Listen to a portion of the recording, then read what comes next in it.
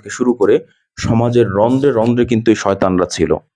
তো এই শয়তানরা কিন্তু কখনোই আপনাকে নিস্তার বসে থাকতে এই শয়তানরা কিন্তু কখনোই নিস্তার বসে থাকবে না, এবং আপনি যে ভালো কাজ করবেন, আপনি যে সমাজের জন্য পজিটিভ কাজ করবেন, কখনোই কিন্তু আপনাকে সেই পজিটিভ কাজ করতে দিবে না।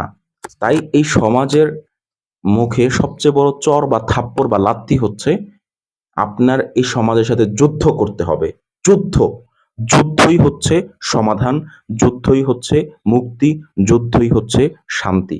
এই সমাজের সাথে যতক্ষণ পর্যন্ত না আপনি যোদ্ধার নিশি যোদ্ধা মনোভাব না নিয়ে না লড়বেন, ততক্ষণ পর্যন্ত এই সমাজ আপনাকে শুধুমাত্র বিভ্রান্তিই করে যাবে। এই সমাজের যত ধরনের অকর্ম কুকর্ম আছে, সেই অকর্ম কুকর্মগুলো আপনাকে প্রতিনিয়ত প্রভাবিত করে যাবে। তাই এই সমাজের বিরুদ্ধে যুদ্ধ ঘোষণা করুন। আসসালামু আলাইকুম।